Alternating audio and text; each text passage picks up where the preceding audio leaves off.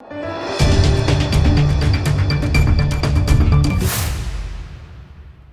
દર્શક મિત્રો, આપ જોઈ રહ્યા છો લોકમૈત્રી ન્યૂઝ. હવે જોઈએ અગત્યના સમાચાર.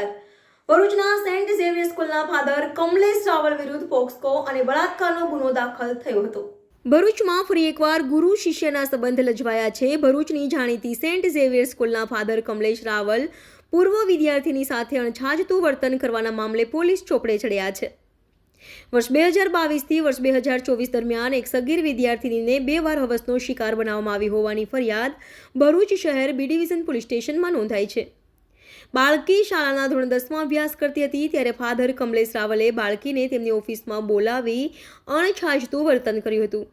જે તે સમયે કિશોરીએ બદનામીના ડરે આ વાત પોતાના પૂરતી મર્યાદિત રાખી હતી. ડિસેમ્બર 2024માં સેન્ટ ઝેવિયર સ્કૂલના ગેટ ટુગેધરમાં આ વિદ્યાર્થીની ગઈ ત્યારે ફરી એકવાર ફાધરે તેને નિશાન બનાવી હતી.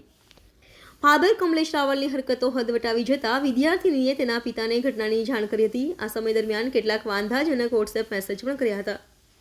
આ તમામ માહિતી સાથે બાળકીનો પરિવાર પોલીસ પાસે પહોંચતા ફાધર કમલેશ રાવલ વિરુદ્ધ પોક્સકો અને બળાત્કારનો ગુનો નોંધવામાં આવ્યો છે. હાલ બીજી તરફ પોલીસે ધરપકડથી બચવા ફાધર ફરાર થઈ ગયા છે.